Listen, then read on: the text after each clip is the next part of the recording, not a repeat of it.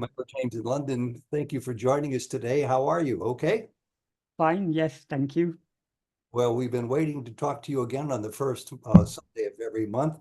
First, for those who are not seeing you live today, but via digital recording on YouTube, as many do around the world, I want to extend a warm invitation to them to join us live on Sundays on the first Sunday.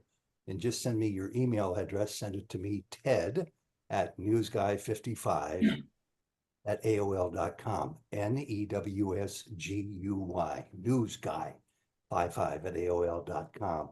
Michael, time for our first question, and it's a significant question that we've discussed for the last day or two.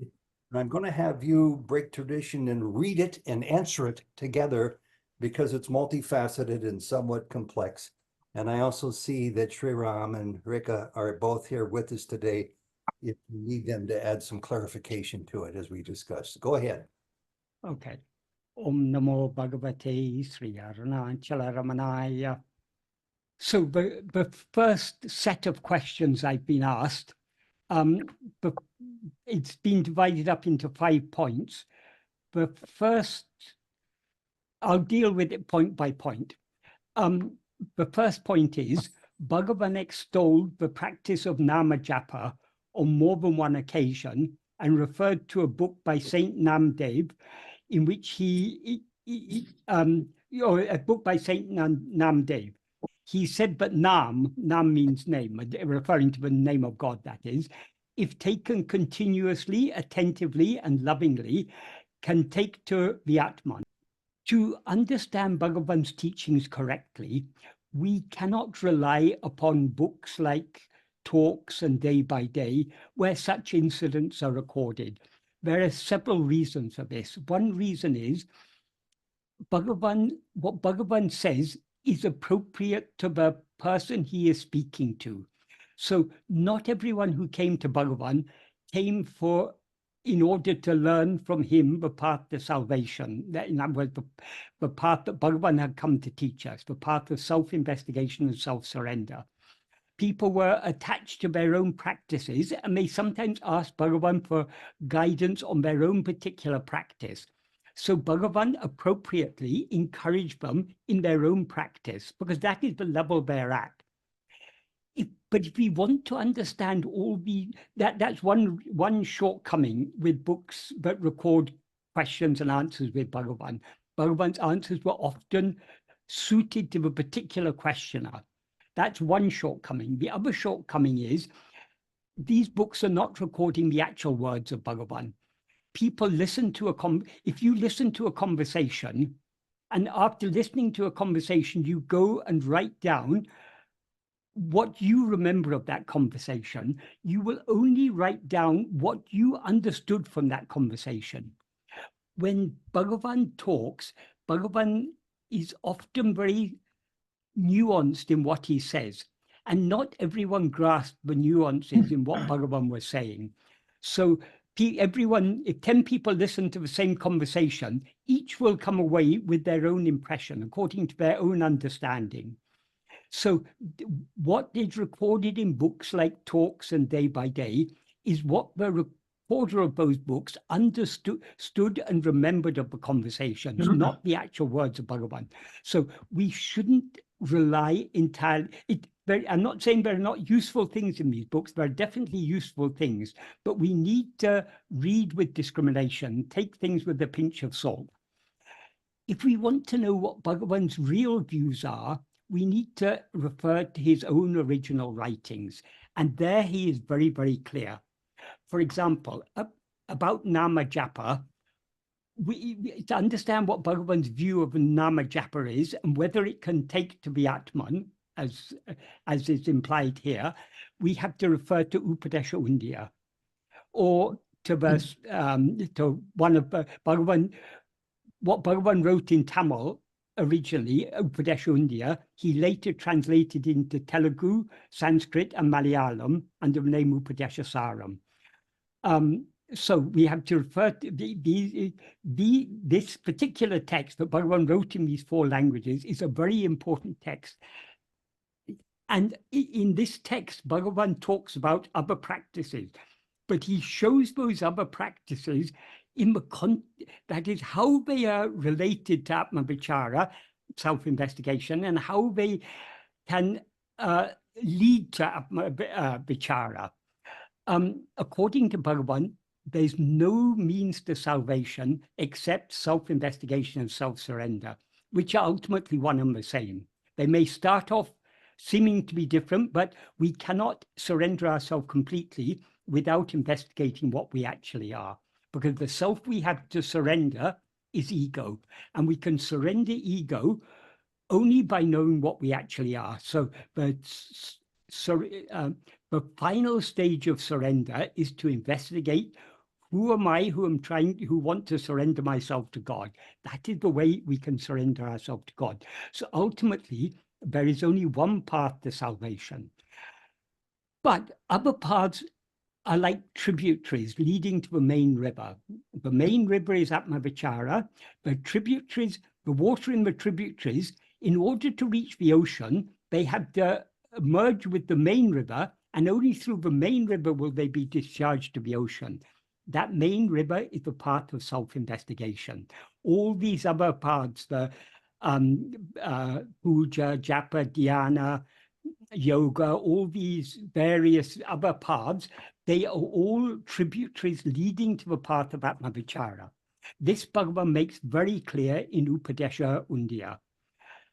What he says in the second verse is that the fruit of karma passes away, but the seeds cause one to fall in a great ocean of action.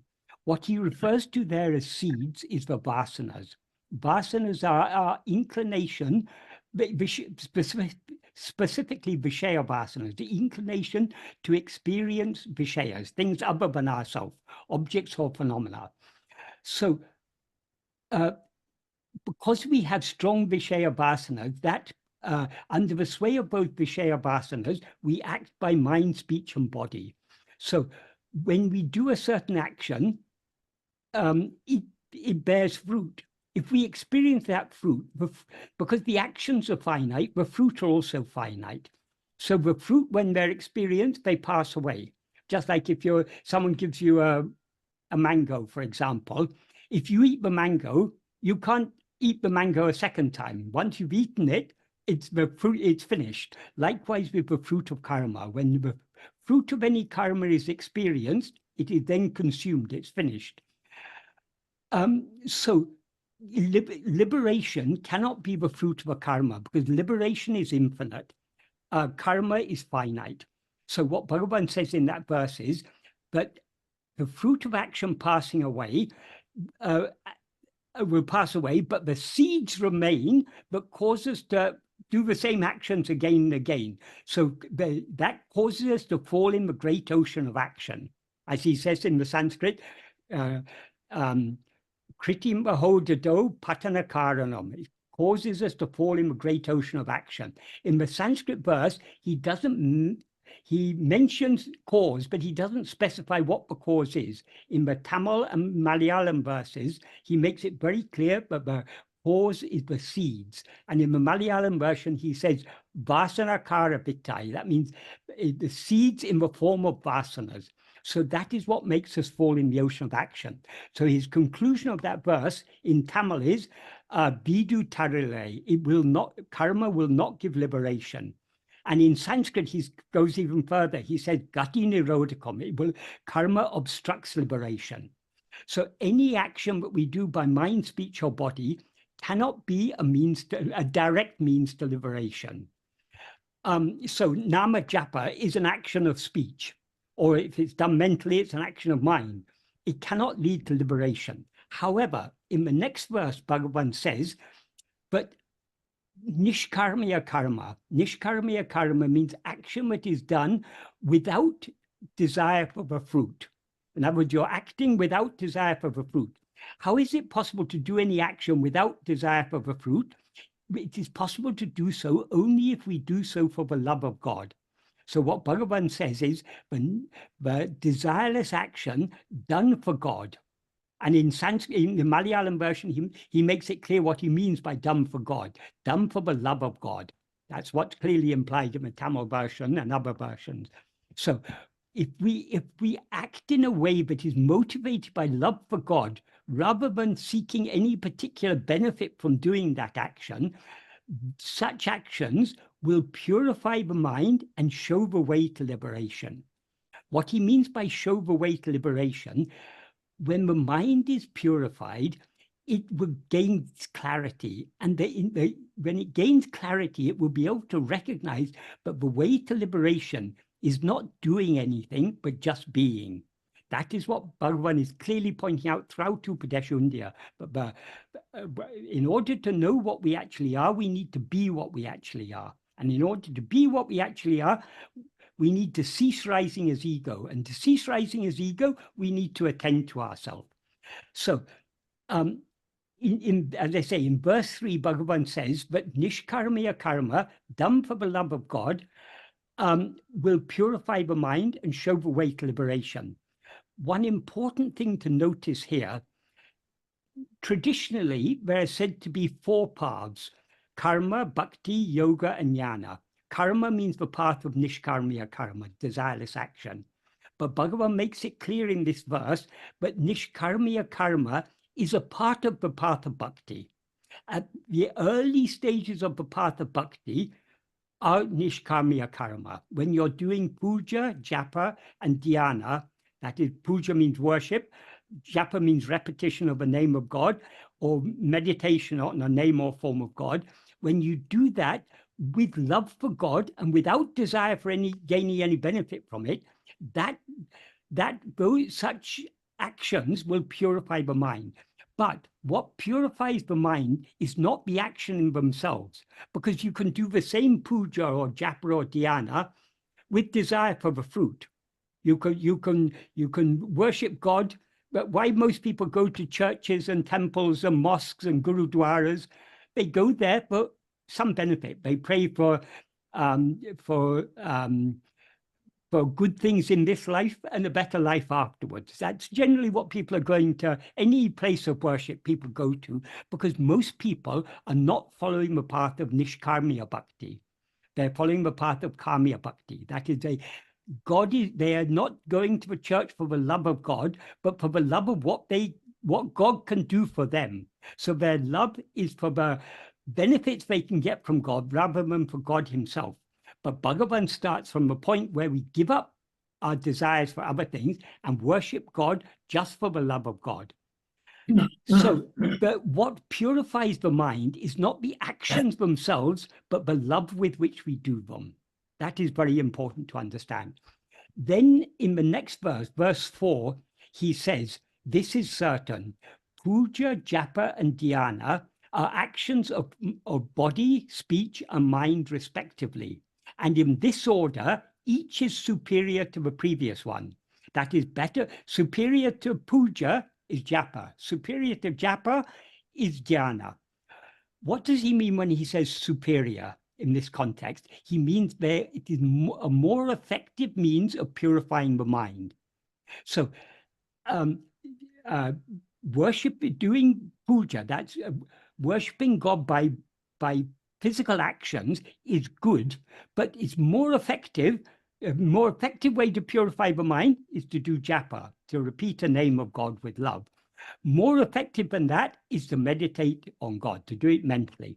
Then in each of the next 3 verses, he deals with each of these 3. In verse 5, he talks about puja, and he gives a very broad definition of puja. By puja means worship, but he's not limiting it just to ritualistic worship. He says he refers to the 8 forms of God. The 8 forms of God are the 5 elements. That is space, fire, air, earth, water, and earth. These are the 5 elements. So all physical things are made up of these 5 elements. All mental things are also made up of the subtle forms of these 5 elements. So those 5 cover everything. And then the other 3 of the 8 forms are said to be the sun, moon, and jivas, the living soul. So basically, what that verse says, what Bhagavan says in that verse, worshipping any of the 8 forms with the idea that all the 8 forms are forms of God is good worship of God. So anything we do for the love of God, for example, supposing nowadays we all know we live in a time of environmental crisis, global warming and everything. So supposing we don't want to do harm to other beings, we try to avoid actions that are going to do harm, that are going to contribute to global warming. So, for example, we may give up driving a car. We may try to reduce our carbon footprint. If you're doing so for the love of God, not for any benefit you can get from it, but just for the love of God, that is also good worship of God. If you see a hungry person and you want to alleviate that hungry person's suffering and you give them food, if you do so for the love of God, not for what you can get out of, if I do this good action, then I'll go to heaven or something like that. That's not nishkamya. You need to do it just for the love of God. That is good worship of God. So Bhagavan gives a very broad definition of puja, what worship is. Any action that is done, any bodily action that is done for the love of God, without expecting any personal gain thereby, that is good worship of God. Then in verse 6, he talks about japa. He says, rather than stotra, singing hymns of praise, better than that is japa. Better when japa is sung, repeated in, japa means repetition, referring particularly to repetition of the name of God, or any simple prayer to God, like Namah Shivaya, I bowed to Shiva, or any prayer, any simple mantra that is devotional in content. Repeating that, if you do it aloud, better than doing it aloud is doing it softly within the mouth, and better than doing it softly within the mouth is to do it mentally. If you do it mentally, that is a form of meditation. So when he says better in this context, he means it's more efficacious in purifying the mind. So the actions of the body are relatively gross. You can be doing puja, but your mind can be wandering. So it's better to do japa. But you can also be doing japa and mind wandering. So it's better to do jñāna. But even with jñāna, often when we try to meditate on a name or form of God, our mind starts wandering away, thinking about other things. To the extent to which we have love for God, our mind will not be diverted away from the thought of God. But if our love for God is not so strong, it will be diverted away.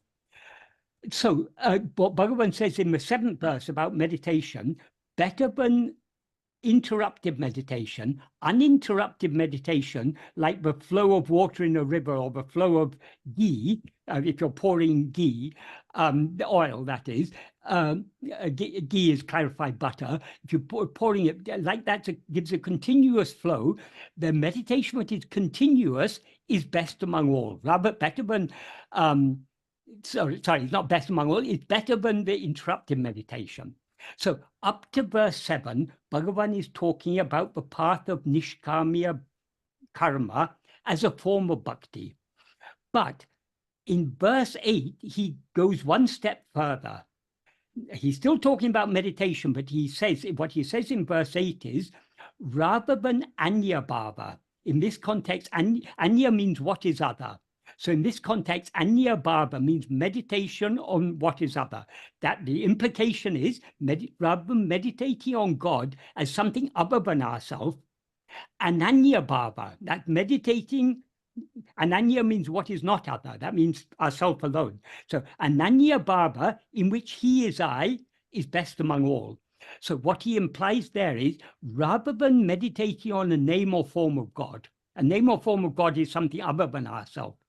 If we understand that God is that which is shining in our heart as I, and if we meditate on nothing other than I, with the understanding that he is I, that is anaitinam uttamam, that is best among all, he says.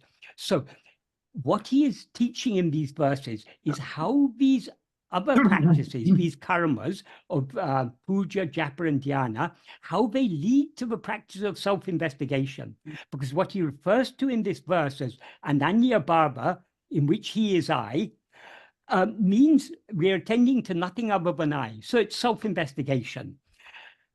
Whereas meditating on God as something, thinking of anything other than ourselves is an action, because our mind, our attention is going away from ourselves towards that other thing.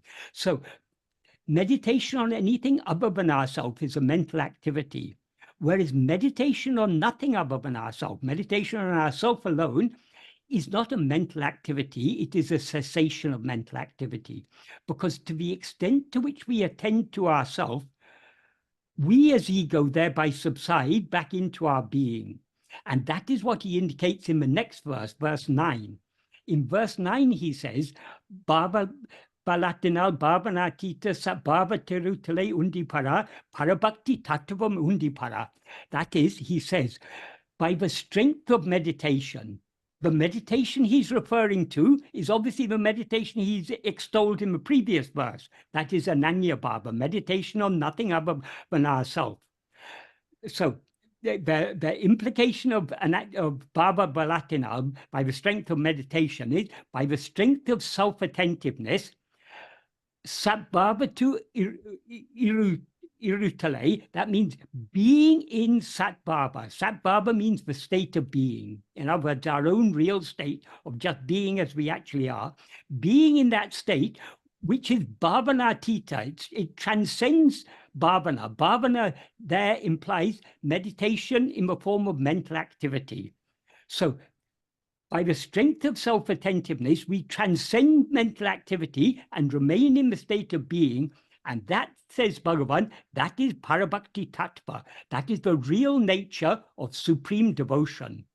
So Bhagavan shows how all these nishkarmiya karmas, the puja, japa, and dhyana, they purify the mind and show the way to liberation. The way to liberation is not to allow our attention to go out towards other things, to turn our attention back towards ourselves.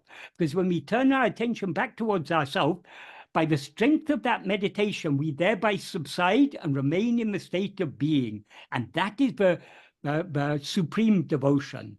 So the self-investigation is the culmination of the path of bhakti. It is not that is, though we talk of bhakti marga and jnana marga, Atma-vichara is said to be jnana marga, but that jnana marga is actually the culmination of the path of bhakti. They are not two different paths. Initially, bhakti begins as a separate path, but eventually, when it matures, it becomes the path of jnana. And then in verse 10, he says, subsiding and being in the place from which we rose. That means subsiding and being in our own being, which is the place from which we rose. That is karma, bhakti, yoga, and jnana. So what we achieve by Atma-vichara, that subsidence of ourself in the source from which we rose, that is itself the culmination of all these paths. That's where all these paths are leading. So you are by following the path of Atma-vichara, we are achieving the aim of all these other paths. So in this context, we can see where nama japa where nama japa lies. That is, if nama japa is done with love, not for gaining anything from God, but just for the love of God. We repeat any name of God that we love, and we do so with love, that will purify our mind. And that will lead us from the japa to dhyana. Instead of just repeating the name of God, we fix our mind on a name or form of God. And that will give us the clarity to understand God is not something outside ourselves. Though God can appear outside in name and form, that is not the swarupa of God. The swarupa of God is Atma swarupa, what is shining in ourself as I. So, yes, nama japa can take us to Atman in the sense that indirectly, nama japa can give us the purity of mind to take to the path of Atma-vichara, which alone will lead to Atman. So we can understand this if we study Bhagavan's original works. We will not understand this if we just depend upon books like Talks and Day by Day. And these are good books. Maharshi's Gospel, very nice book, very, very, very good books. We get a lot of useful ideas there, but we don't get a clear idea. That is, we can't, from these books, because Bhagavan gives different answers to different people according to their needs. And because the recorders of these books often didn't have a deep understanding of what Bhagavan was saying, we get a vague idea of Bhagavan's teachings from these books. We don't get a clear idea. If we want to get a clear and precise understanding of Bhagavan's teachings, we need to study his own original writings. We will then understand Nama Japa is good if it's done with love, but it's good in the sense that it will purify our mind and thereby give us the clarity to understand, but we cannot attain liberation by any amount of doing, but only by being. And in order to be, we need to turn our attention away from all other things, back towards our own being, and thereby to subside in our being. So that is where the bhakti practice of japa fits in. So that's the first point asked. The second point is a reference to what Bhagavan told Ganapati Muni. What has been written here is, Bhagavan told Ganapati Muni, A, if one watches where the I notion rises, the mind gets absorbed in that. That is tapas. B, when repeating a mantra, if one watches whence the mantra sound arises, the mind gets absorbed in that. That is tapas. So we need to understand the context in which Bhagavan said this. That is, Ganapati, Kavya Ganapati Sastri, before that, had been doing tapas with an idea, but by doing tapas, he wanted to gain Shakti and Siddhis in order to, he thought there were many injustices in the world, and he wanted to rectify the world. Basically, he thought if he can get Shakti and Siddhi, he can improve the world. That was his idea. So, but after many years of doing so much japa and so many other types of practices, he still didn't seem to be achieving what he wanted. So he had heard about Bhagavan several years before, but he was never interested in Bhagavan. But one day in 1907, when he had been living in Tiruvannamalai off and on for several years, while he was in Tiruvannamalai, and he was frustrated by the seeming lack of success in his practice, and he then remembered that this Brahmana Swami living on the hill that everyone talks about, maybe he knows something, but maybe he can guide me. So he went up the hill and approached Bhagavan, who was at that time sitting outside Virupaksha cave, and he came to Bhagavan, and he said something to this effect: I have studied all the Vedas and numerous other books. I have done countless crores of mantra japa. I have fasted and eaten very little. Yet what exactly is meant by tapas is still not clear to me. Graciously explain to me what tapas really is. That is, in his idea, tapas is a means to gain what he wanted to gain. So Bhagavan at first kept quiet and just looked at him silently. But after about 15 minutes, Kavyaganta said to Bhagavan, I've read in books about such chakshu diksha, that initiation by sight, but I cannot grasp the truth that is taught thereby. So graciously explain verbally. Then Bhagavan said in Tamil, Nan embadu enge irandu purupadu kirado ade gavanital manam ange linamahum. Aduve tapas. That means if one attentively observes that from where what says I goes out, there the mind will be dissolved. That alone is tapas. Why here does Bhagavan say that which says I? The reason is Kavyaganta had said, I have studied the Vedas, I have studied this book, I have done course of japa, I have fasted, I have done this, I have done that. So Bhagavan is pointing out to that I, but So he says, what it is that says, I have done this, I have done that. If you attentively observe where that which says I, arises, where it emerges from, where it goes out from, there the mind will dissolve. That alone is tapas. So what does Bhagavan mean by this? From where does this I arise? The I that says I have done this, I have done that, that is ego. Ego is what we seem to be when we, in waking and dream, we seem to be, we have risen as ego, and as ego, we identify ourselves as a body. So we experience ourselves as I am such and such a person, and consequently, we're aware of things other than ourselves. Ego is something that rises and stands in waking and dream, but subsides in sleep. In sleep, we are not aware of ourselves as the body, and we're not aware of anything else. All we're aware of in sleep is I am. We're aware of our own being. We don't have any, we're not aware of any identity in sleep. So ego is something that rises in waking and dream and subsides in sleep. So from where does it rise? It must rise from something which exists in its absence.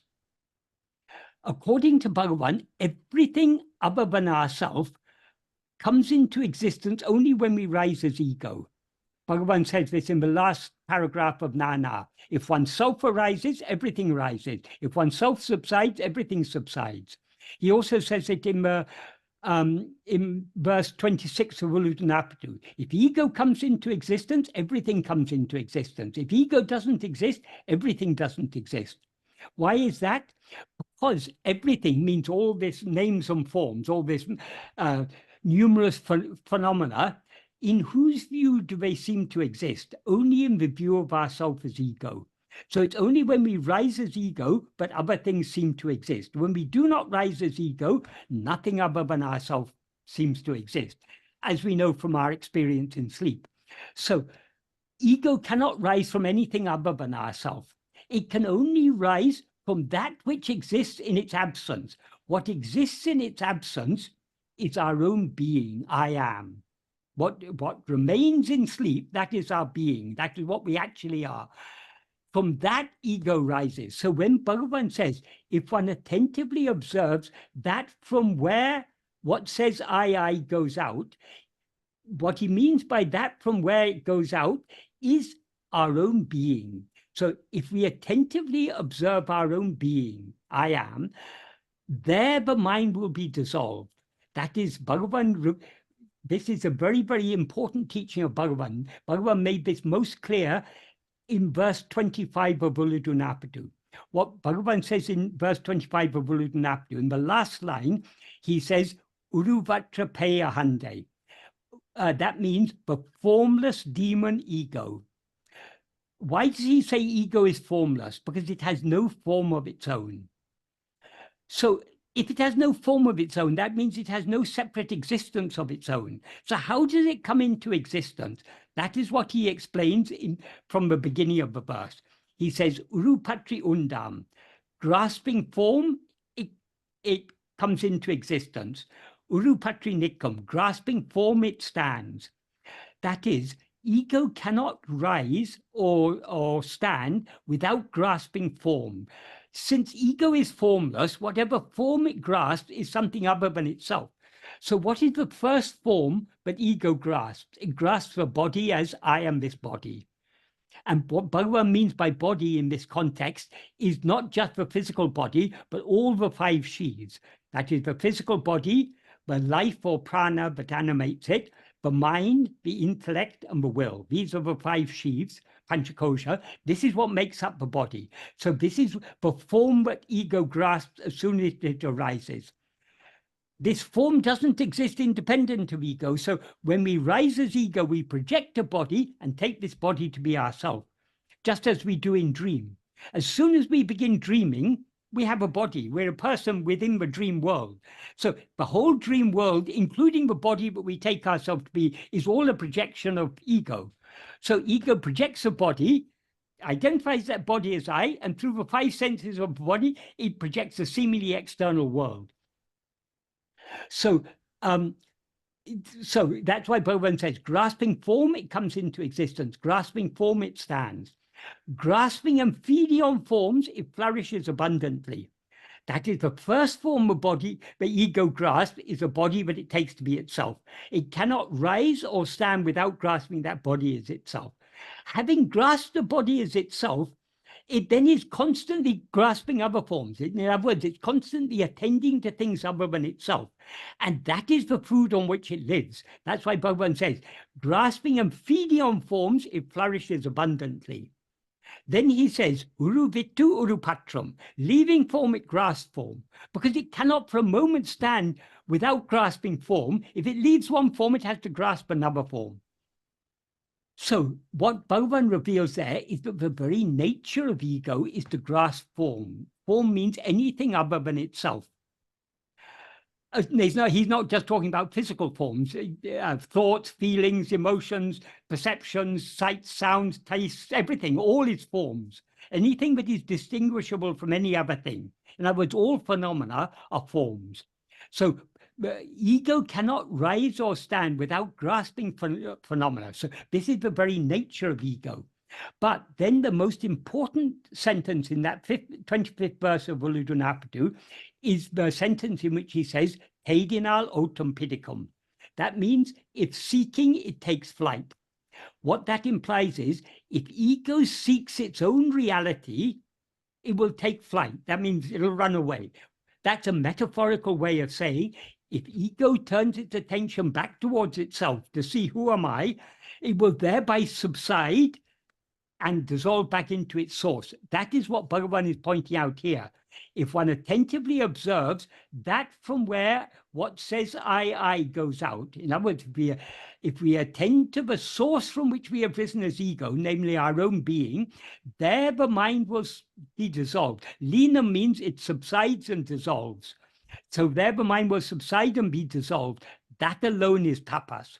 In other words, what Bhagavan is saying, true tapas is not all this things that yogis do. There's so many different types of tapas means burning. There's so many different types of austerity. Austerity is the closest word we have in English to tapas. There's so many types of austerities people do to gain this or that. That is not true tapas. According to Bhagavan, true tapas is where mind and ego dissolve, the state, being in the state of being, that is true tapas.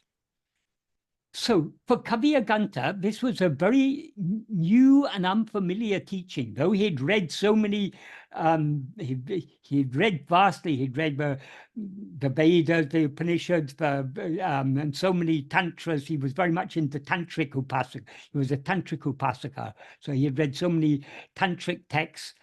But this was something very new and unfamiliar for him. So he was a bit bewildered by this. So he asked, is it not possible to attain that state even by mantra japa? Unfortunately, in most English books, the fact that he asked this question is not specified.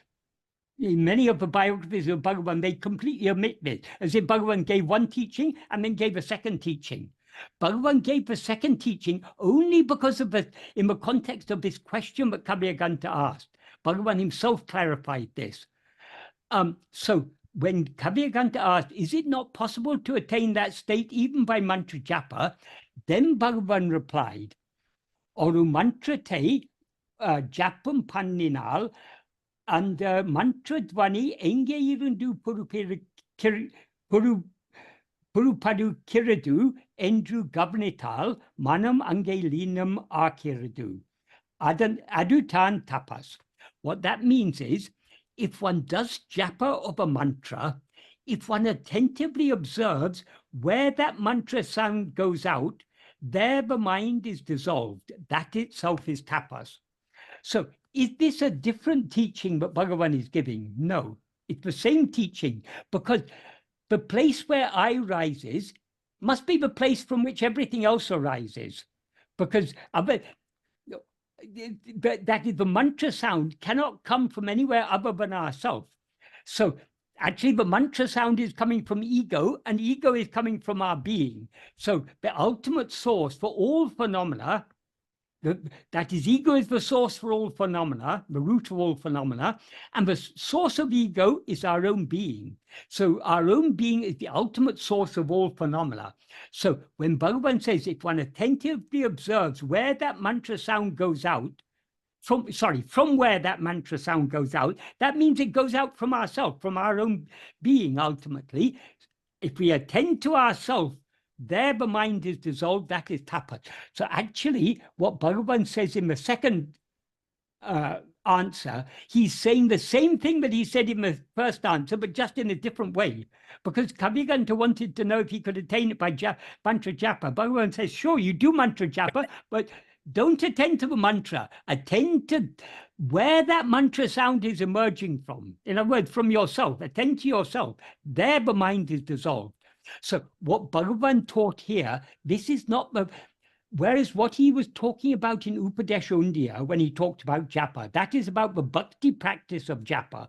Here he's not talking about bhakti, because Kaviganta was doing mantra japa with desire for some achieving some aim. He wanted to gain Shakti and Siddhis. So that is not Nishkamya, that is Kamya japa. So it's not true bhakti japa. So Bhagavan is trying to divert him away from the action of the japa to the source from which that action is arising. That is ourself. That is, doing can only arise from being. Without being, there cannot be any doing. So the source of all doing is being. So the mantra sound is a doing. That emerges from our being. So Bhagavan is trying to get him to turn his attention back to himself, not to seek Shakti and Siddhi and things outside himself. Turn within and know yourself. It's in effect what Bhagavan is saying here. So there are different types of japa. Japa can be done with devotion. It can also be done in this way, the way Bhagavan suggested. This is a type of jñāna japa. But it's unnecessary to do the japa. If you're attending to yourself, why to do japa? If you attend to yourself, the japa will automatically come to a stop. Bhagavan did sometimes talk about jñāna japa. What Bhagavan means by jñāna japa is repeating the word I. Bhagavan often said the first and foremost name of God is I, or I am. Bhagavan said, I is the elder brother, even Om is the younger brother. That is, generally it is said, but believe, but Om is the first name of God. The original name of God is Om. But Bhagavan said, no, even before Om, there is I. So I is the elder brother, Om is the younger brother, Bhagavan said. To mean that the best, if you want to meditate on a name of God, the best name of God to meditate on is the name I. That is the original name of God. As Bhagavan pointed out, even in the Bible it is said like that. That, of course, in the Vedas it's said like that. Aham Brahmasmi, I am is Brahman. But even in the Bible, when Moses asked God, who shall I say has sent me? God replies, I am is what I am. Say that I am has sent you. So I am is the first name of God, not just because it says so in the Bible, but that is the fact. That is what, because it's a fact, it happens to come in the Bible also. It's also very clearly expressed in the Upanishads, in the Vedas. So I is the first name of God because God is ever present within us as our own being. So Bhagavan, for people who found it difficult to fix their mind, attention on themselves, Bhagavan sometimes suggested, even in Nana, he suggests, even if one goes on repeating I, even if one continues thinking I, it will lead to that place. That place means the source from which we've risen. Because if we think the word I, that will turn our attention back to ourselves. If you think of any word, if I say mango, it brings a certain fruit to your mind. If I say apple, it brings a certain fruit to your mind. If I say car, it brings a certain vehicle to your mind. So every word, when we hear a word, if we know what that word is referring to, it brings to our mind what that word is referring to. So what is the word I referring to? It's referring to ourselves. So by repeating the word I, we refer to ourselves. why is it encouraged? Why is generally people do nama japa? That's japa of the name of God. Because if we think Shiva, Shiva, Shiva, Rama, Rama, Rama, we are thinking of whose name is Rama. It's a means of fixing our mind on one whose name that is, namely God. So in the same way, if we think I, it will help us to fix our attention on ourselves.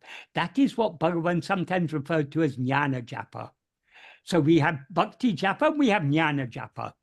But the jnana japa, bhakti japa is good in that it helps to purify the mind. But jnana japa is even better because it's turning our attention directly back to ourselves with the understanding that God is that which is shining in our heart as I.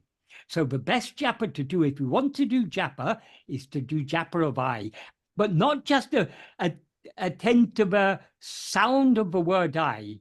We are to attend to what that word I refers to. And we can do this japa in any language.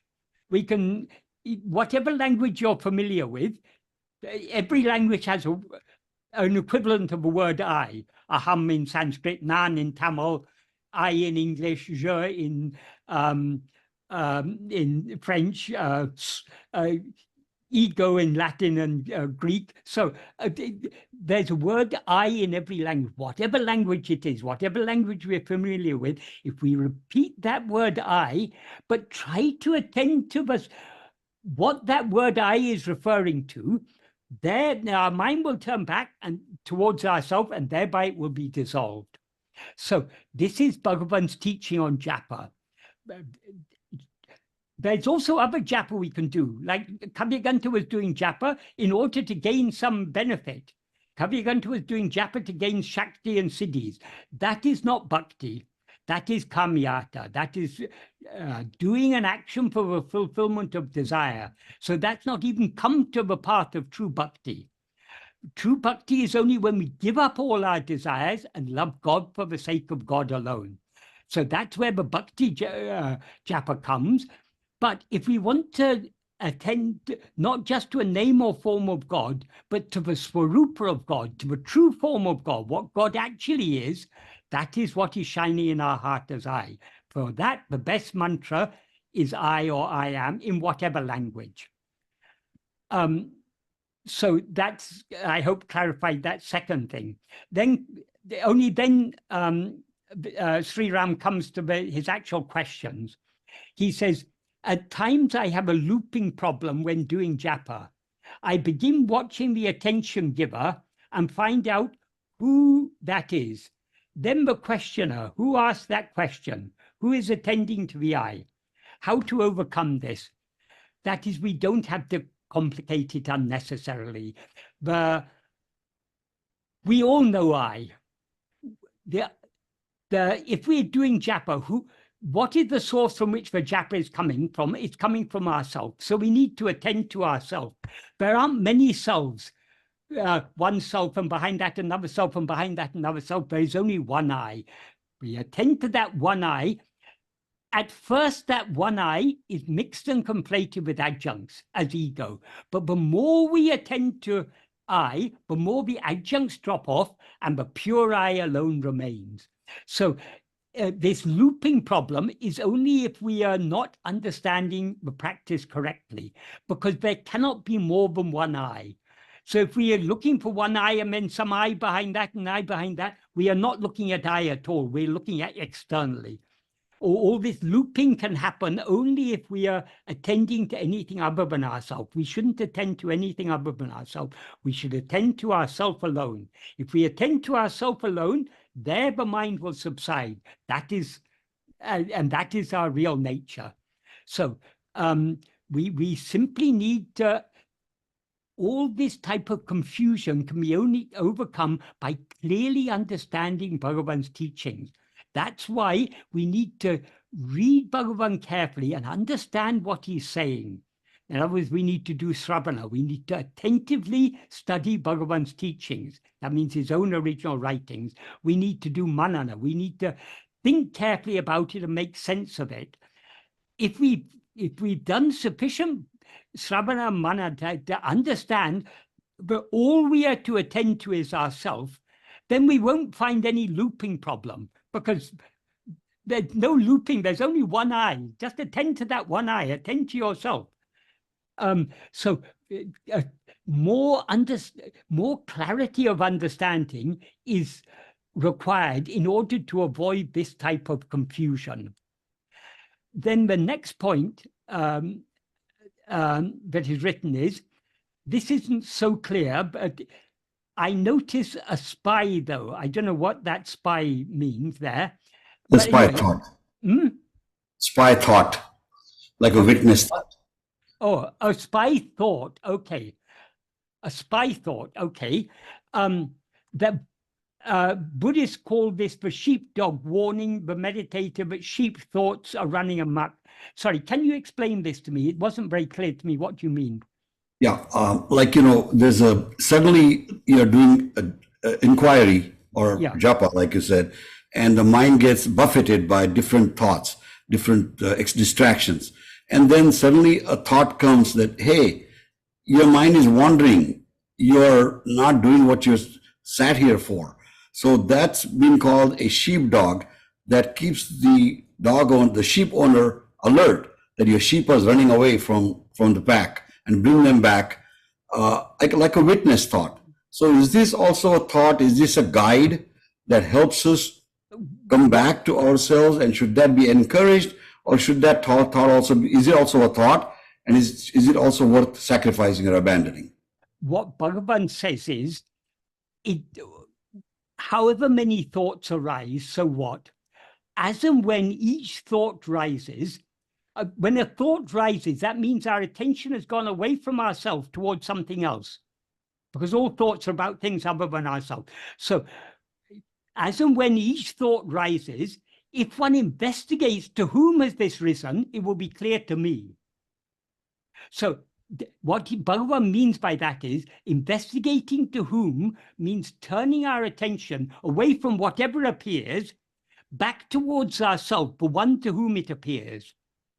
Having turned our attention back towards ourselves, we then need to hold on to ourselves. We need to be having restored the self-attentiveness, having turned our attention back to ourselves, we then keep our attention fixed on ourselves.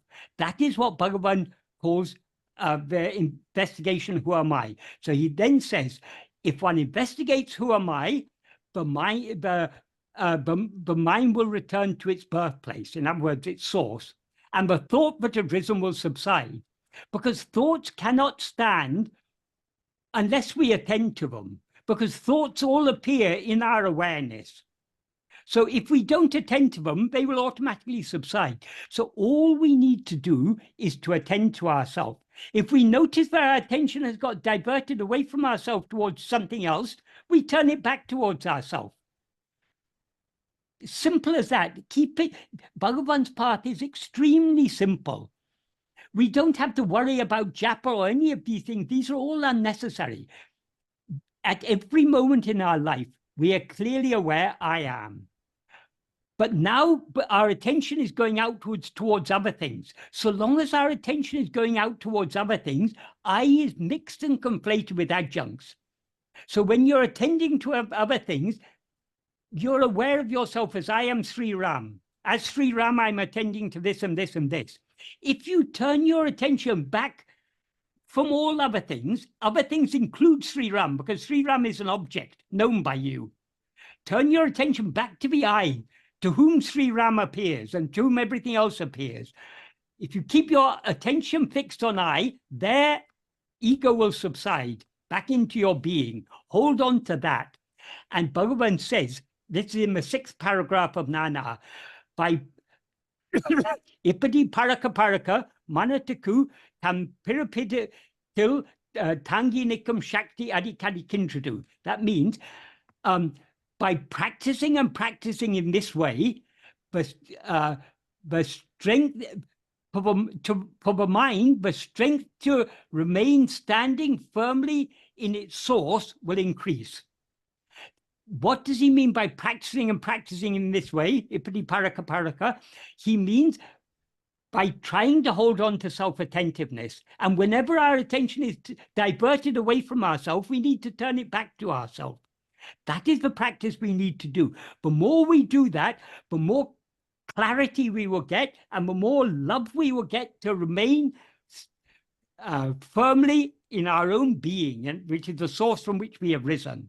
So that is the path Bhagavan has taught us. So we don't need to go into all these complications about witness thought or spy thought or sheepdog or anything. This is all unnecessary complicating thing. Very simple. There's subject and there's objects. Everything you know is an object. You are the subject. Stop attending to the object by attending to the subject. If you attend to the subject, namely ego, will subside, and what will then remain is your own being, the pure I am. That's all there is to it. Bhagavan's teachings are so simple. So if we stick to Bhagavan's simple practice of Atma-vichara, we avoid all this confusion. And then there was just one other thought. You said, I've read Siya Ram Mai Sab Jag Jani. My Hindi pronunciation probably isn't very good, but I Googled this. I found it from Tulsidas Ramayana, in which he says, I find Sita and Rama in every part of the world. And you say, you refer to that, and you also refer to another saying, Vasudev idam sarvam. That means Vasudev, God, Vishnu, is all this. And you also refer to the Upanishads, but say all this is Brahman. And you say including the world of dreams. You say you've read that, and you've also read nothing exists, nothing belongs to me, and there is only one. Are they two sides of the same coin? Yes, that is, as it is said in the Upanishads, what actually exists is ekam eva advitiyam, one only without a second. That one only is Brahman, and you are that, tattvamasi. So you are the only thing that actually exists. So all these other things, since there's only one thing, what actually exists is one, but we see the semi-existence of many things. So these many things, though they seem to be many, they are actually only the one thing that exists, namely yourself. So we are seeing ourselves as many. So that is why it is said, all this is Brahman, all this is Vasudeva, all this is Rama and Sita. In other words, it is all you yourself. You are seeing yourself as all this multiplicity. And it is also said, nothing exists. Nothing means other than you. Nothing other than you exists.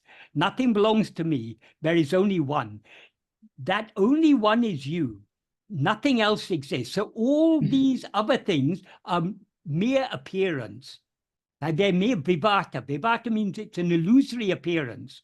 It is like if you see a rope and mistake it to be a snake, does that snake exist?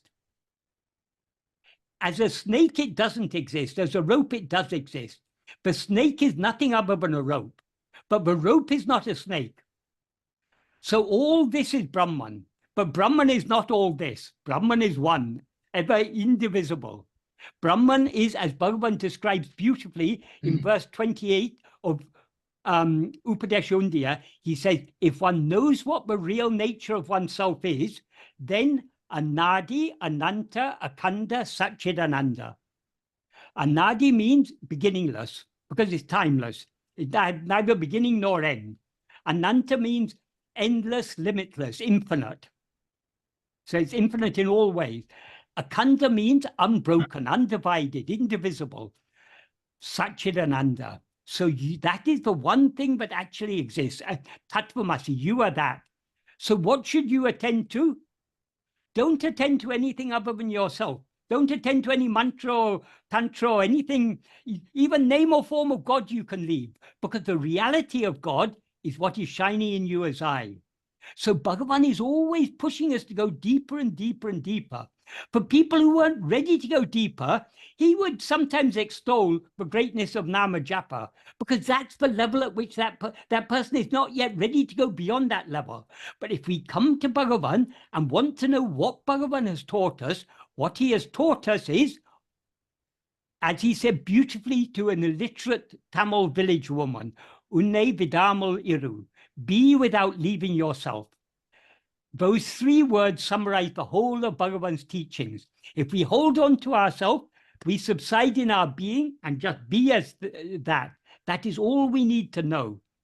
If other thoughts appear, to whom do they appear? To me. You turn your attention back and again subside. Simple as that.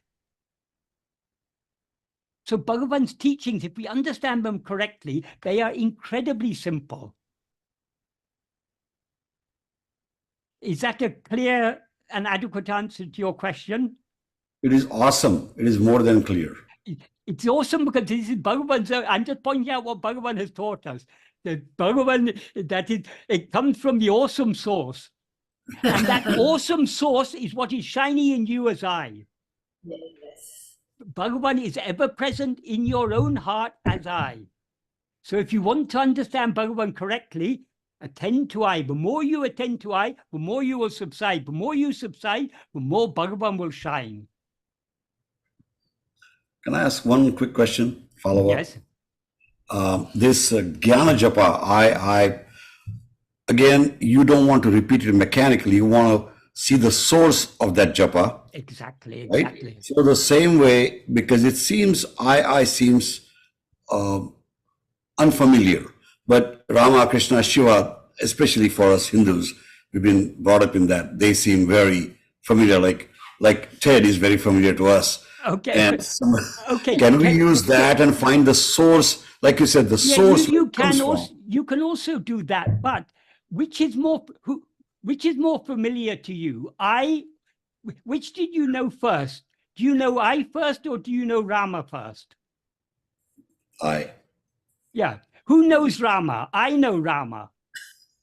So I precedes Rama. Rama is a name and form, but the true the Rama Swarupa is Atma Swarupa, what is shining in you as I.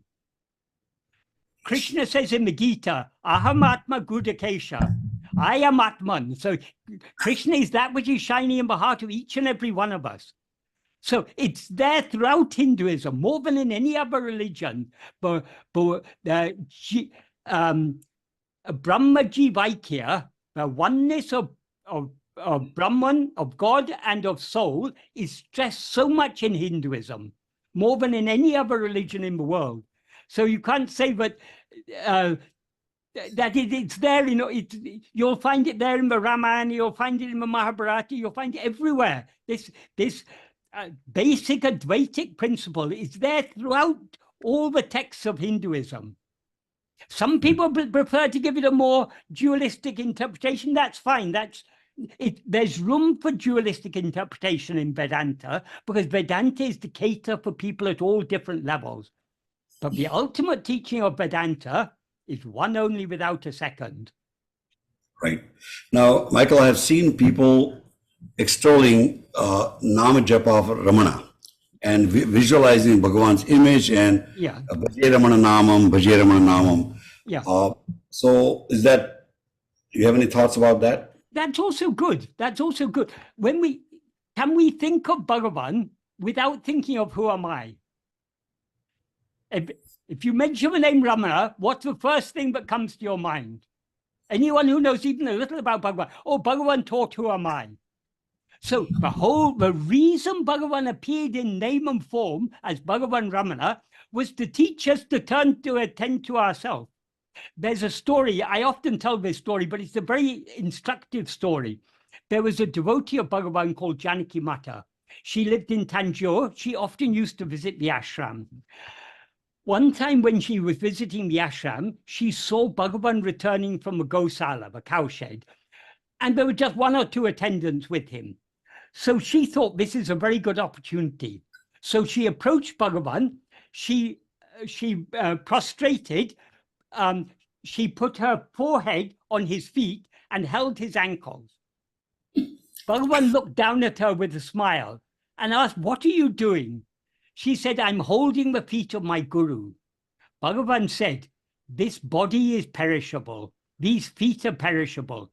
If you take this body to be guru, if you take these feet to be the feet of guru, you will be disappointed. The feet of guru is what is shining in you as I. Hold those feet, they will save you." What do we have to understand from this? Though Bhagavan appears outwardly in name and form, the reason he appears outwardly in name and form is not to say, "Come to me, I will save you." He appears in name and form to say, "Go within. Your salvation lies in your own heart. That is where the true form of Guru is there in your heart as I." So if we want to follow Bhagavan's path, yes, of course, we all love Bhagavan. We love to repeat Bhagavan's name. But remember, when you repeat the name Ramana with so much love, that Ramana is ever present, shining in your heart as your own being. Bhagavan himself says, when he was asked, some people like Kaviganta like to believe that Bhagavan was an incarnation of Subramania. Other people thought he's an incarnation of Shiva. Everyone had their own pet theories.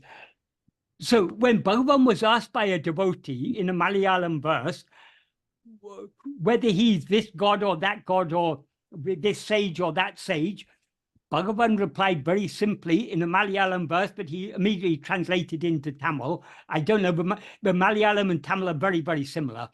What he says in Tamil is, "Ariyati tara jivara dahavari jaguhail, arivai rami paramatuman arunachala ramana."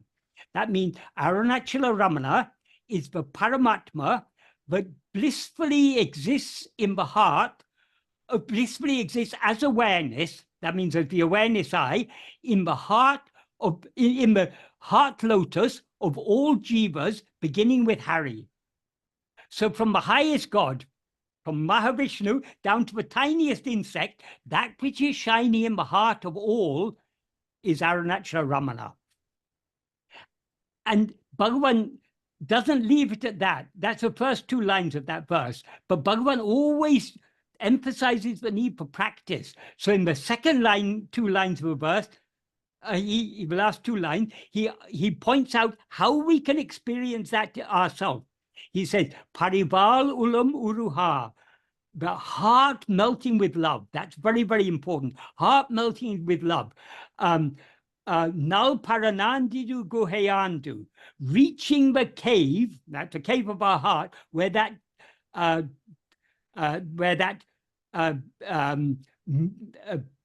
divine supreme dwells. Arivam viri, Arivam viri tirava, the eye of awareness opening. Nijam arivai, you will know this nijam, this reality, your real nature. Adu veliyam, it will reveal itself. So what is the way? With heart melting with love, we need to turn our mind within. So if we want to repeat the name of Bhagavan, let that name melt your heart and turn your attention within to merge back into the Ramana Swarupa, which is Atma Swarupa, your own Swarupa. Michael, can I ask you a question about that? Yes.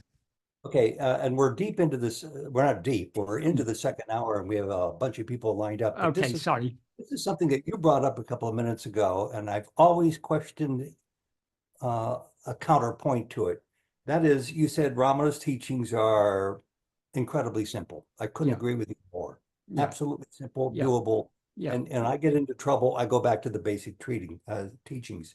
So is it best, this is the question, is it best to stay with them as basic teachings that are simple, rather than to focus so much effort by deeply diving into what I call the weeds of intellectually parsing terms that Ramana may have used here or there that can bury the very main points we want to focus on the most? That is, there's a beautiful term that Bhagavan uses in the third verse of Arunachala Navamanimalai. When he's talking about Arunachala, he says, "Those who come seeking clarity." if we want to really be benefited by Bhagavan, we should be seeking clarity. True clarity can be found in our own heart. But in order to go within, it helps a lot if we understand Bhagavan's teachings clearly. So in order to understand Bhagavan's teachings clearly, we want to understand exactly what Bhagavan means by words. But we are not doing this just for becoming scholars of this. We're not doing it because we want to write a PhD thesis on Bhagavan's teachings or that. We are doing it in order to get clarity. Because, as I say, the real clarity comes from within. But the more we go within, the more we will recognize the depth of meaning in Bhagavan's words. So the meaning of Bhagavan's words become clearer to us to the extent to which we go deep within. To the extent to which his words become clear to us, that helps us to go deeper within. So studying his teachings carefully is not out of place, provided our purpose is very clear to us. We are trying to understand this in order to put it into practice. We are not doing this just for intellectual entertainment or anything. There are people who talk hours and hours on Vedanta philosophy, Advaita, and all this. You can go on lifetimes talking about this. It's a very nice philosophy. But it is not just a nice philosophy, it's a very practical philosophy. And the correct Advaita means not two, one without a second. So what is the correct practice of Advaita?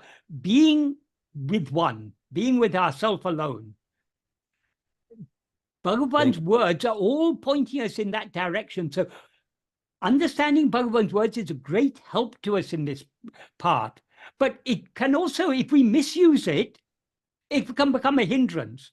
Like we were saying earlier, the same knife in the hands of a doctor, a surgeon, can save life. In the hands of a murderer, it can take a life. So Bhagavan's words are there. What use we're going to make of them? Are we going to use them to continue going outwards thinking philosophy, or are we to use them to go within to cut the root of ego? Yeah, Bhagavan's teachings are a sharp knife. We can use them either to kill ourselves or to get ourselves more and more caught up in Maya if we choose to allow our mind to go outwards. But if we choose to allow our mind to go outwards, we have not understood Bhagavan. Because the correct sign of understanding the meaning of Bhagavan's words is that our mind will turn within. Wonderful. Thank you. So we should measure. We should measure our understanding of Bhagavan's teachings by our love to turn within. Yeah. If we haven't got love to turn within, we haven't truly understood Bhagavan. Thank you. Thank you, Michael. In this second hour, we, as always, try to get the people live who are here in the group. Right. I'm going to ask for Chandra Sekaran to ask his question first. So, Chandra Sekaran, I see you're joining us today and you have a question for Michael. Can you show yourself and ask your question to Michael? Yeah, hello. Hi, Michael. Hi. Can you hear me? Yes. Oh, yeah. Thank you for all the answering your questions. Very helpful. One question I have is, in many places I've seen Bhagavan has talked about yoga vashista, and it's in some of the YouTube videos. So I was wondering if you have come across anything where Bhagavan has actually, translated or talked about yoga vashista in particular.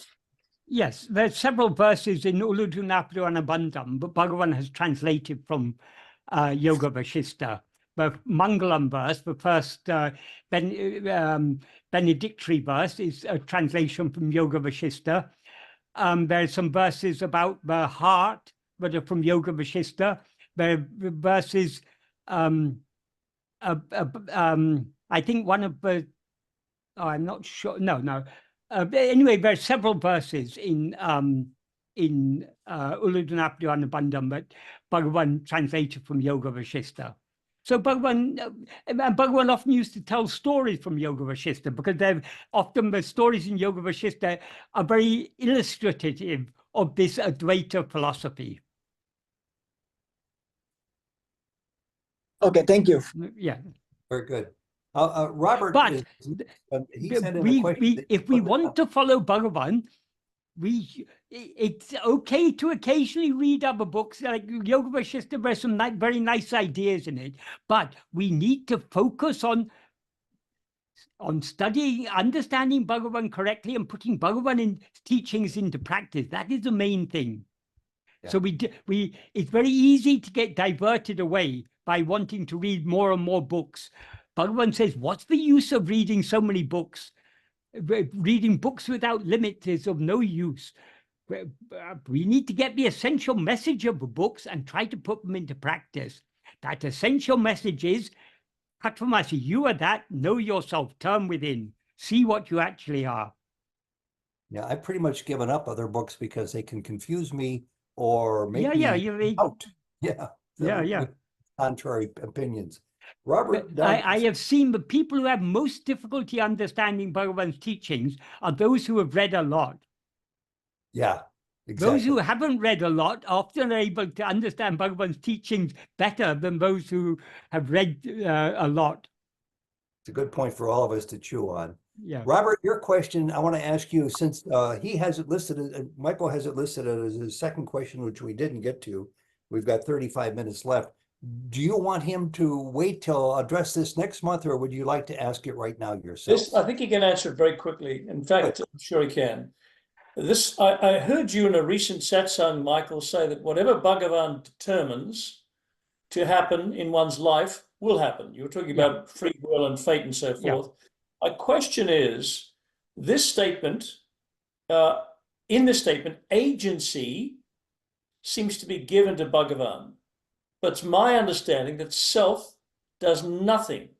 So could Michael please reconcile that fundamental reality with his statement that seems to give agency to Bhagavan, the divine with attributes, with that final ultimate reality where self, Brahman, does nothing and does not obviously have attributes? So that's my question. Okay, that's a very good question. And Bhagavan has given a very good answer to it. If we, in the 15th paragraph of jñāna, I'll read the meaning of the paragraph, but there's one particular phrase here which is particularly important. What Bhagavan says in this paragraph is, just like in the presence of the sun, which rose without icha, that's liking, sankalpa, desire, or yatna, effort, a sunstone, that's a gem, but a particular type of gem, emitting fire, a lotus blossoming, water evaporating, and the people of the world commencing their respective activities, doing those activities and ceasing. That is, all these happen in the mere presence of the sun. And just like in front of a magnet, a needle moving, jivas, that's sentient beings, who are subject to the threefold function of God, that's creation, sustenance, and destruction. That's a Tamil word he uses there, mutoril, or panchakritya, which is a Sanskrit term, which is the 5 functions of God. That's creation, sustenance, dissolution, concealment, and grace. Then this is the important thing, which happened just by the special nature of the presence of God, who is sankalpa rahita, one who is devoid of any sankalpa or volition. Jivas move and subside in accordance with their respective karmas. So what Bhagavan says here is that all these 5 divine functions, creation, sustenance, dissolution, concealment, and grace, all these happen by the special nature of the presence of God. The presence of God means God's own being. As you say, God is just being. So how can we attribute any doership to any agency to him? God doesn't actually do anything, but just by being as he is, everything happens as it's meant to happen. Why is that? Because God is love, ambe shivam. Love alone is Shiva. So love is his very nature. Love is his very being. His being is infinitely loving, because in Bhagavan's view, we are nothing. He doesn't see us as anything other than himself. So since he doesn't see us as anything other than himself, he loves us as himself. By his love for us, his infinite love for us as himself, is what we experience as his grace. So it is true, Bhagavan doesn't do anything, but without doing anything, he does everything. This is something Bhagavan often used to, he often used to use paradoxical statements like this: doing without doing, thinking without thinking, seeing without seeing. So Bhagavan does everything without doing anything. By merely being as he is, everything happens as it's meant to happen. But of course, when we try and describe it, it sounds that we're giving agency to Bhagavan. When we say whatever Bhagavan determines to happen in one's life will happen, that sounds like Bhagavan is a doer. But everything happens in our life as Bhagavan determines it, and Bhagavan determines it just by being as he is, because what he is infinite love. So whatever happens in our life is happening by his grace and is therefore for our benefit. Perfect answer, Michael. Thank you. Yeah. Not my answer, Bhagavan's answer. And Bhagavan says later in that paragraph, not even a single karma attaches itself to him. And he gives an analogy for that. He says this is, after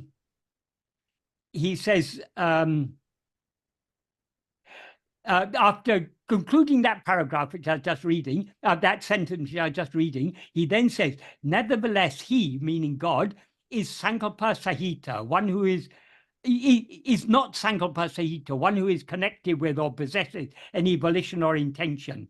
Even one karma does not adhere to him. That means he's not bound or affected in any way by any action. Just like the sun is not affected by the lotus blossoming, by us going about our daily work or anything else that happens on earth, the sun is untouched by it. Like that, God is untouched by anything. And then he gives in the final sentence, he says, this is like the world actions. That means action, whatever's happening on earth, not adhering to or affecting the sun, and like the qualities and defects of the other four elements, not adhering to the all-pervading space. That is, all the other four elements, earth, water, air, and fire, they all exist in space. And whatever qualities or defects they may have, it doesn't in any way affect the space. So the air may be polluted, the space is unaffected. Very good, very good. Michael, quick clarification, Michael. What does it mean by the power of concealment? Is that Maya? Concealment, tirodhana. Yes, that is the creation, sustenance, and destruction happens only in the view of jiva.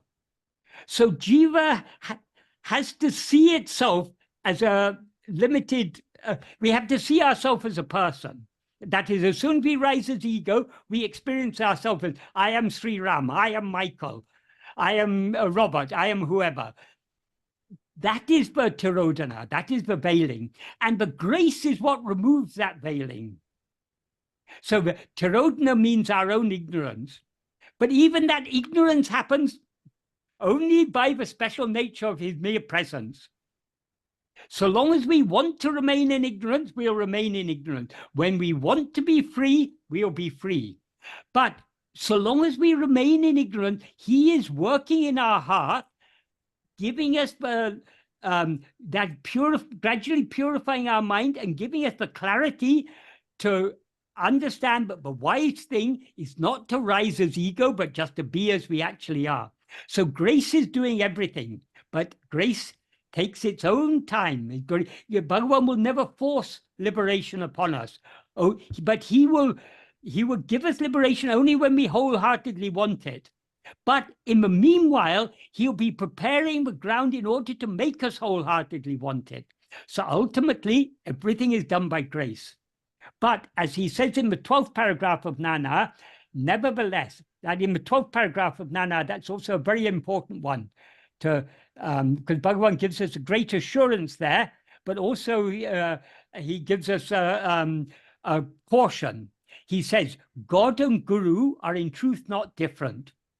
Just as what has been caught in the jaws of a tiger will not return, that means it will not escape, so those who have been caught in the look of Guru's grace will never be forsaken, but will surely be saved by him. Eninum Guru Kartiya Varipari Tavaradu Nadikavendam.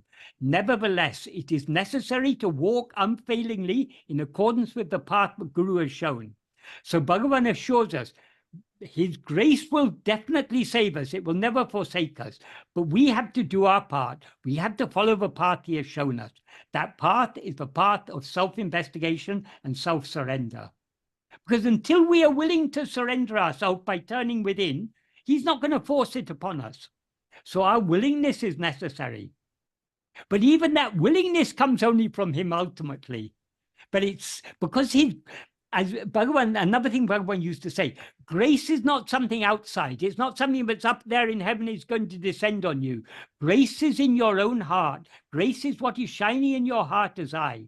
So grace is working through us. So it seems to us that we have to make the effort to turn within and thereby surrender ourselves. But that is actually grace doing that. But we have to cooperate with grace. If we're always rushing outwards, we are resisting the grace. So we need to surrender ourselves to that grace by turning within. Or as you once said here, grace is who we are. Yes, exactly. Grace is our own being. Thanks, God Michael. and grace cannot be two different things. We got 3 more people lined up, and Bruce Right. McNair and Shushrat are going to be coming up next. And Bruce, I see you took your hand down. Do you still have your question? I put the question in the chat box. Michael, thank you so much for your wonderful discussion today. It was very thorough. I just wanted to add, maybe you could comment, it's in the chat, about the 2 sides of the coin aspect, because it seemed like Sri Ram's question was coming from a bhakti kind of tradition. And I thought your explanation, if like the annihilation of ego by self-investigation versus the annihilation by self-surrender, perhaps you could comment on the sameness, Yes, in the light of Sri Ram's question. That is. You're muted. Okay, I will give a quick summary of the path of bhakti. As I pointed out earlier, true bhakti begins when we love God for his own sake, not for what we can get from him. So that is, true bhakti is nishkamya bhakti. When we're not expecting anything from God, we love him for his own sake. Once we come to that point of loving God for his own sake, we naturally express our love for God through actions of body, speech, and mind. This is puja, japa, and dhyāna.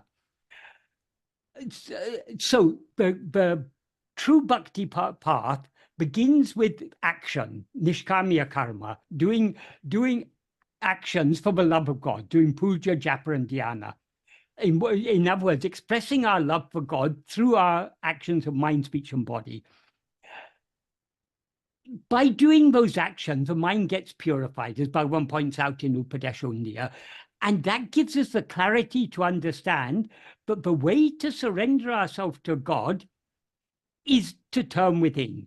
That is, if we want to follow the path of nishkamya bhakti without expecting any fruit, we need to give up our own likes and dislikes, our own desires. In other words, we need to surrender our will. So whatever happens is the will of Bhagavan. So we accept whatever happens as his will. In this way, we try gradually to attune our will to his will. As Bhagavan says in the 2nd verse of Arunachal Patikam, Ninishtam enishtam, your will is my will. Imbadaku, that is happiness for me. That is, I have no will of my own. Whatever you want, that's my will. I don't want anything else. And whatever you will is happiness for me. If you want to put me in hell, I'm very happy to go to hell because that's your will. I'm very happy. Such should be our attitude, trying to surrender our will to the will of Bhagavan. That happens at that stage when we are still doing action to express our love for Bhagavan, that surrender is already beginning at that stage. But we reach a point where we understand, but it's the very nature of ourself as ego to have likes, dislikes, desires, and attachment. We can attenuate those. We can reduce the extent of we can weaken our likes, dislikes, desires, and attachment, but they still remain there in some form because it's the very nature of ego to have these. So we cannot surrender our will completely to God without surrendering ourselves. It's only by surrendering ego that we can surrender all our likes and dislikes. So it's necessary to reduce the strength of our likes, dislikes, and so on, but ultimately we can get rid of them entirely only by getting rid of ego. And as Bhagavan clarified, the nature of ego is to rise, stand, and flourish by attending to things other than itself, but to subside by attending to itself. This is what he teaches us in verse 25 of what I spoke about earlier. So the completion of the path, that is, the path of surrender can be completed only by Atma-vichara.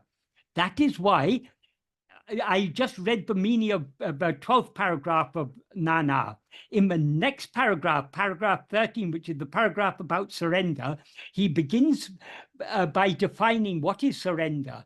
And he says, being Atma-vichara, that is one who is firmly established as oneself. In other words, being as we actually are, giving not even the slightest room to the rising of any other thought except thought of ourselves. In other words, except self-attentiveness alone is giving ourselves to God. The implication is that in order to be as we actually are, we need to be so keenly self-attentive that we give no room to the rising of any other thought. Thereby we'll subside into our own being, and that subsidence of ourself into our own being alone is giving ourselves to God. So what Bhagavan makes very clear in this sentence is that the surrender can be completed only by means of Atma-vichara. So though surrender begins before we come to the path of Atma-vichara, Atma-vichara is the culmination of the path of surrender. One thing I often say is the pinnacle of all spiritual paths is the path of bhakti, because without love, there's no use in anything without love. Love is absolutely essential. So bhakti is the pinnacle of all paths. The pinnacle of the path of bhakti is self-surrender, because the highest love is not about what I can get. If I love you because of what I can get from you, I'm not really loving you. I'm loving what I can get from you. So if we go to church and temple and mosques and gurudwaras and pray to God, give me this, give me that, we are not loving God. We are loving what we think God can give us. So that's not, if we truly love God, it's not about what we can get from God, what we can give to God. So we need to give ourselves wholly to God. That is true bhakti. So the pinnacle of the path of bhakti is surrender. And the pinnacle of the path of surrender is vichara. Because without vichara, we cannot surrender this ego. So it's not a matter of self-investigation versus self-surrender. It is the surrender leads us to the path of vichara, which is the culmination of the surrender. So surrender finds its fulfillment, its culmination in vichara. Is that a clear and satisfactory answer? Yes, thank you. Thanks, Bruce. I guess what I was trying to approach was that same annihilation of self by surrender, that it's so subtly similar to self-investigation. That is, what is the point of self-investigation? What is the purpose of self-investigation? It's only to surrender ourselves. We are investigating ourselves to know what we actually are. And we cannot know what we actually are without thereby giving up ego. So right, surrender exactly. and vichara are inseparable. We cannot even begin to investigate ourselves without, to that extent, that is, to the extent to which we attend to ourselves, to that extent we are surrendering ourselves. That's why Bhagavan says in verse 26 of Uludnaptu, if ego comes into existence, everything comes into existence. If ego doesn't exist, everything doesn't exist. Ego itself is everything. Therefore, investigating what this ego is giving up everything. So until we are willing to give up everything, we are not truly willing to turn within and investigate what we are. So the reason surrender may begin before we come to the path of surrender, the path of vichara. But vichara there cannot be an iota of vichara without surrender. We can investigate ourselves only to the extent to which we're willing to surrender ourselves. Because turning our attention back towards ourselves entails subsiding back into our source, which is surrender. The reason I use the term verses is in relation to the description as two sides of the same coin. Yes, but they are the same coin. That's all that matters. Sadhu Om used to sometimes say, for example, about this this incident with Kavyaganta, when he asked Bhagavan, what is tapas? And Bhagavan gave the first answer. And Kavyaganta asked, can I not attain the same by mantra japa? Sadhu Om used to say, that is just like, if you offer a child a coin, and the child said, oh no, I don't like that coin, it's got a head on it, I don't like coins with head on it. You turn the same coin over and show the other side, but it's got a flower on it. Ah, and then the child's happy. But it's the same coin. Right. Very good. Very good. Mary, you're next. Unmute yourself. Got it. Thank you. Michael, this is just kind of I wrote it down as you were talking. It's kind of a follow-up to what Ted was brought up a minute ago. And it seems to me that reading the teachings or books about Ramana Maharshi or watching interviews online on Vedanta given by people who, seem to me to have a little bit more knowledge of it can be a diversion from doing the work myself. But in one hand, I think sometimes I keep thinking I'll come across some nugget or that will finally unlock the door to a better understanding. But I also think for myself, sometimes it's a diversion out of my discouragement or frustration that of my seeming lack of progress or impatience with my progress. And I'm wondering, is there a balance to be had between reading and studying and doing the work, and just doing the work ourselves and not spending so much time on the, just reading? I mean, I find inspiration in reading about Ramana Maharshi and the teachings and reading about people's experiences of Sai Baba, but it's not my experiences, and reading about the teachings is not embodying the teachings and putting them into practice. So I'm wondering what thoughts you have about, is there a balance to be reached? Yes, certainly there is a balance. But the most important thing is practice. So reading cannot be a substitute for practice. But reading, if we are reading Bhagavan's teachings, that will constantly be encouraging us to put it into practice. So we should look upon reading, and not only reading, we also need to think about it carefully for ourselves. It's very easy to ask others questions, but we need to reach a point where we can find the answers for ourselves. Because how am I able to answer all the questions that people ask? Because I can see Bhagavan has given the answers already in his own writings. We just need to recognize the implication of what Bhagavan has written, and then we'll understand actually all the questions we could ask, certainly all the useful questions we can ask, the answers are already there, either explicitly or implicitly in Bhagavan's own original writings. So asking questions is useful because sometimes we do get more clarity when we hear from someone else, but we shouldn't always depend upon asking others. We need to think about these things for ourselves, try to understand for ourselves. But why we want to understand it, we are not understanding this just for the sake of understanding. To the extent to which we understand this clearly, we'll be able to clearly put it into practice. But practice is all important.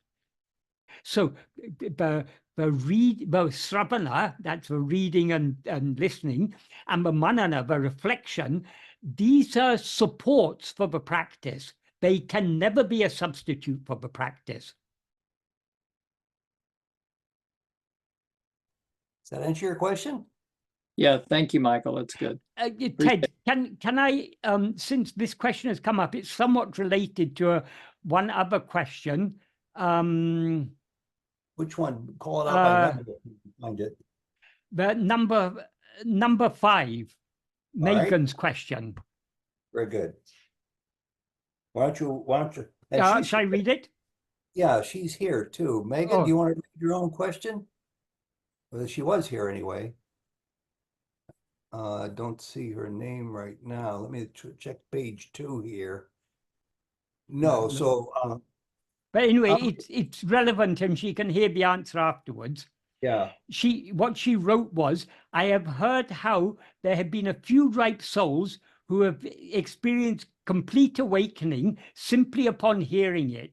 My question is, what conditions causes a soul to become ripe?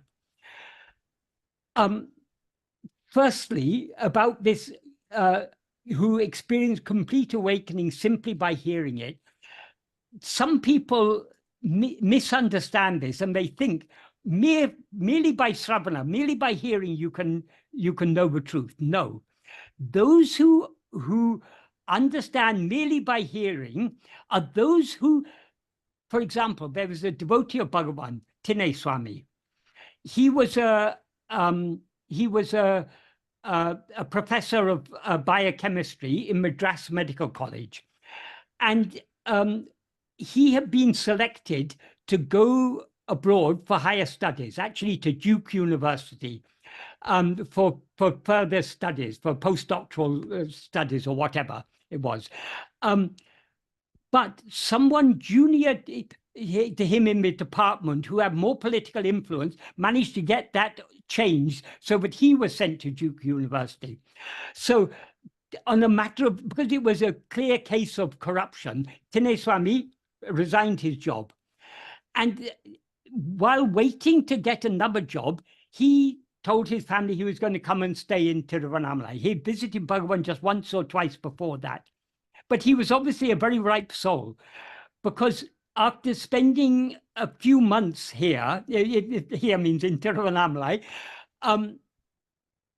one day he got an opportunity. There was a job opportunity for him in Pondicherry. So he was going to go and attend an interview for that job. So it was a custom in those days, whenever anyone was about to leave, they would come to Bhagavan and they would ask Bhagavan, I have to go now, can I take leave? And Bhagavan would usually just nod his head or smile or whatever. So when Tinay Swami went to take leave of Bhagavan, Bhagavan said one word, Iru. Iru means be. Any observer who was there at that time would have just thought, oh, this is a bit unusual. Usually Bhagavan tells people, nods his head, but in this case, he told him to wait, because Iru can also mean wait. The main meaning is be, but it's also used in the sense of wait. So most people would have thought that was unusual. There was only one person other than Tinay Swami there who understood what happened at that moment. That was Murugana. And it was Murugana who later told this to Sadhu Om, who told me. That one word that Bhagavan said, though superficially it seems that Bhagavan is telling him to wait, not to go immediately, that word be also has a very deep meaning. Just be as you are. Because Tinay Swami was such a ripe soul, that one word turned his attention into his own being. He subsided, and that was the end. I mean, ego is swallowed then and there. And then he lived a quite extraordinary life. I mean, I knew him for all the 20 years I was in Tiruvannamalai. he was there, he would just be he was sitting on the bench of a house in the next door house to the house I was living in. He would sit on the bench in the veranda of that house for years on end, not doing anything. Occasionally his eyes would roll up and he'd be muttering things because he knew many languages. He knew, he was born in Coimbatore, but he comes from a Telugu family. So he knew Telugu, he knew Tamil. He knew French. He'd studied that while studying in college. He knew English. He knew some Sanskrit. So, but he would jumble all these languages together and also other unintelligible words. He'd be talking things and things, but most of the time he's sitting quietly. Sometimes he'll be doing like this, but he was completely indifferent. I mean, he lived from the time Bhagavan said that Iru, that was in 1948. And I think Teneswami left the body in about 2004 or so. I can't remember exactly which year it was. So for more than 56 years, he was in that state, completely unmindful of the body, completely oblivious to everything. That is the power of that one word. So it's not that the Bhagavan could say that same word to others, it wouldn't have the same effect. Because of his maturity, his ripeness, that one word turned his attention back to himself, and so it had the desired effect. Megan's question is, what condition causes a soul to become ripe? That is what Bhagavan is talking about in the verses of Upadeshundiya that I talked about earlier, that Nishkamya karma, done with the love of God, will purify the mind and show the way to liberation. That is, all the various sadhanas we are doing will purify the mind. And the purification is what gives the ripeness. Of all the means to purify the mind, as Bhagavan clearly indicates in both verses, in verse 8, when he talks about ananya bhava, that is meditation on nothing other than oneself. In other words, meditation on oneself alone with the understanding that God is I, that Bhagavan says is anatinam uttamam. In the context, that means it is the best among all forms of meditation, and it is the best among all forms of bhakti, and it is the best among all means to purify the mind. So self-investigation is the most purifying thing. So those whose jnana is triggered by one word, or just by a few words, are those who have already done all that sadhana. Teneswami must have been following this path and was already ripe. All it required was that single word from Bhagavan, that single two-syllable word, and that was enough to turn his mind within, and thereby the ego was completely swallowed. But people think that just by hearing you can get it. That's a mistaken idea. That if that hearing turns your mind within, then you will get it. But nobody can get it without turning within, because how can we see ourselves if we don't look at ourselves? So turning within is absolutely essential. Very good, thank you. It's close to closing time, but I'm gonna let's deal with the. I'm gonna try to make an effort to get Shushrat in with his question. Take it away and keep it brief, and we'll see what kind of an answer you get, Shushrat. Yes, thank you. You can hear me okay. My camera is not turning on for some reason. Pranam, Michael, and everybody else. My question, I'll keep it really short, is in the Advaitic state of singularity, where Satchit Ananda are one and the same thing. Yes. I personally am getting stuck on the love part. And here's my question. Since Advaita is not two, then love whom? When I meditate on this, it sort of gets into emotional state, and all the concepts starts to fuse or go away. I don't know what are the right words to use.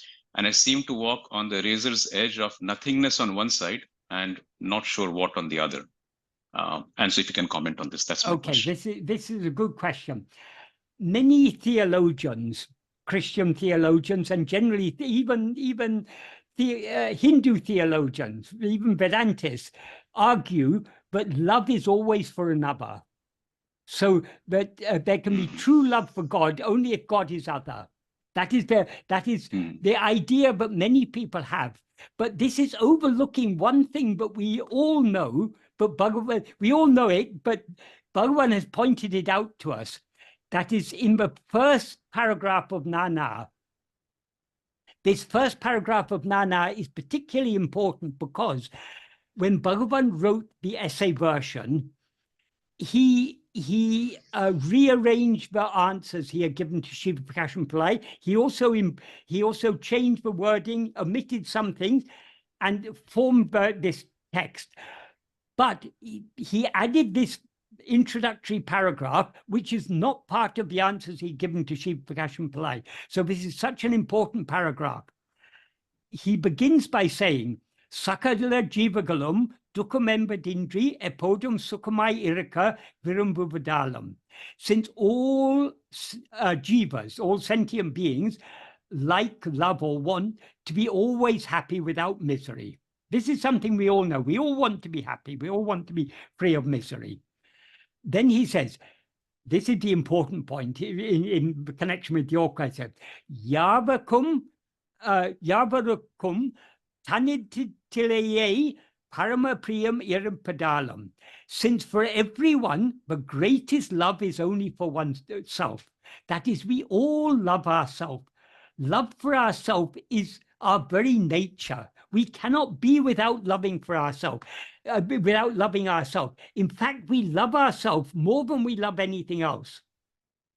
So Bhagavan says, since everyone's greatest love is only for oneself, and then he says, Priyataku Sukhame Karanmadalalam, since happiness alone is the cause of love. What he expects us to understand from that, we all love to be happy. We all have greatest love for ourselves, and happiness alone is the cause of love. What does that indicate? Why do we love ourselves? Because we ourselves are happiness. That is, since we have more love for ourselves than we have for anything else, that is a clear indication that happiness is our real nature. So he then goes on to say, in order to attain that happiness, which is one's own svabhava, one's own very being, which one experiences daily in sleep, which is devoid of mind. That is, in sleep, there's no mind. There's nothing other than ourselves, but we're perfectly happy there. So that means that happiness is our own nature, what we actually are. So in order to attain that happiness, he says it beautifully in Tamil, and chukate adeya tanne tan aridal vendam. Oneself, knowing oneself is necessary. That's the first sentence. Then the second sentence he says, very simply, Adaku, for that, jñāna ennum jnana-vicharame mukhya sadhanam. For that, jnana-vichara, called who am I, is the principal means. Jnana-vichara means awareness investigation. We're investigating this awareness I. So here Bhagavan clearly says, we all have the greatest love for ourselves, and happiness is alone the cause of love. Since we are Satchidananda, of course we love ourselves, because Ananda means in Satchidananda, it means infinite happiness. Since our real nature is infinite happiness, how can we not love ourselves? So love does not require two. But in fact, love between two is always deficient, because it's always, love that you have for another is always finite. Because when you've got two, you've got limitation. Only in the state of oneness, of one without a second, is the love infinite. So infinite love is possible only in the state of infinity. In the state of infinity, there can't be more than one. Because if there's more than one, you've got two, then each one is limiting the other. So then you've got limitation. Yeah. So it's only in the state of Advaita, but love attains its fullness. And Satchidananda are one and the same, not only in the state of attainment, even now. Being is nothing but awareness, and awareness is nothing but happiness. They seem to be three because we've limited ourselves. But actually, they are ever one. One and indivisible.